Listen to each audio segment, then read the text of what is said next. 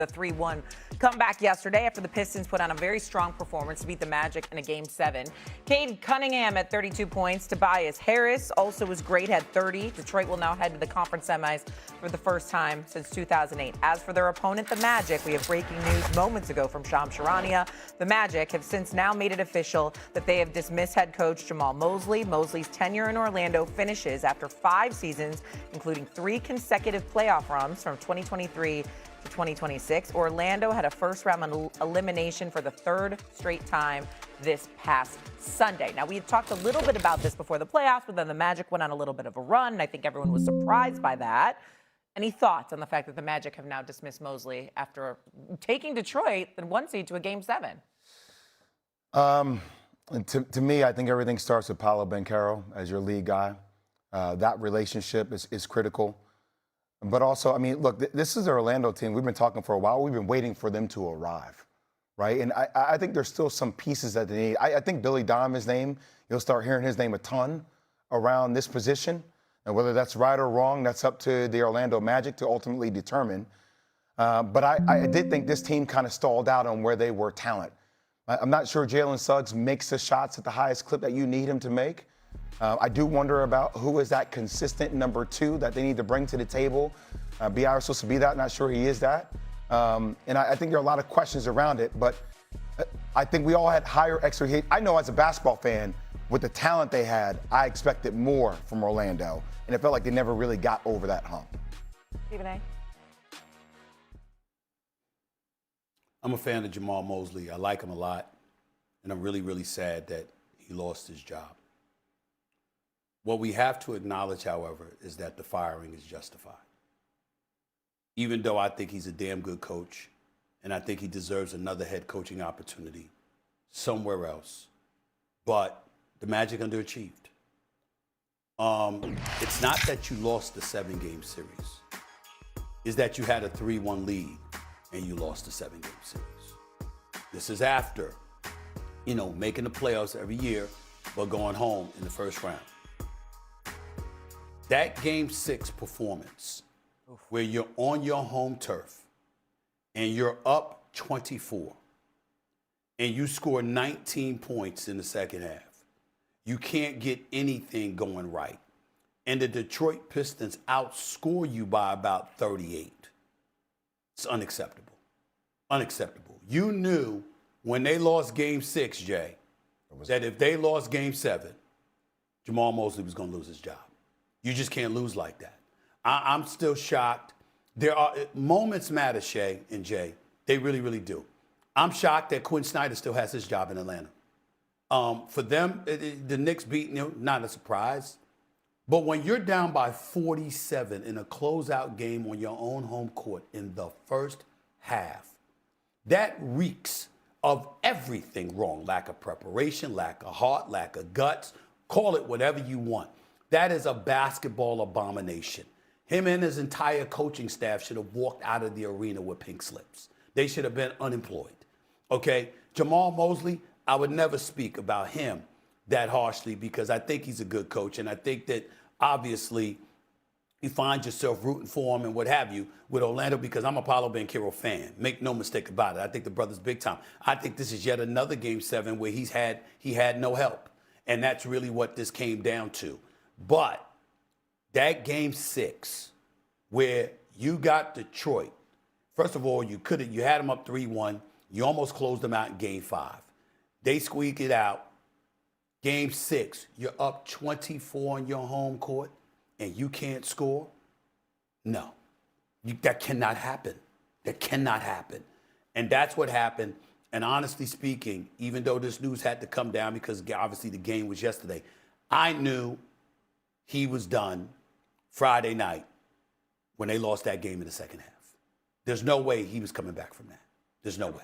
Jamal Mosley had 5 seasons in Orlando. 2 of them were winning seasons. Obviously, the last time we saw the Magic was in Game 7 when they got bounced by the Detroit Pistons. After 5 seasons, that, of course, is something that's coming this morning, but Orlando was knocked out of the playoffs just last night by the Pistons in Game 7 after blowing a 3-1 series lead. But Mosley made the postseason 3 times during his tenure, but they failed to get past the first round. They have not advanced to the second round of the playoffs since 2010.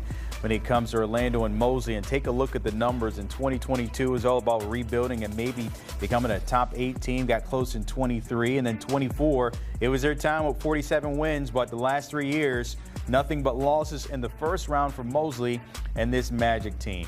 So let's spin it forward with Mosley now out. Ashley's still with us here. You start to think of some of those names that might come to the top of the list there for Orlando, and one name that's recently maybe just out of a place in Chicago, Billy Donovan. Thoughts on him being an option there? Well, obviously, Billy Donovan and the Orlando Magic have some history. For those who don't remember, it was 2007 when the Orlando Magic hired Billy Donovan as their head coach.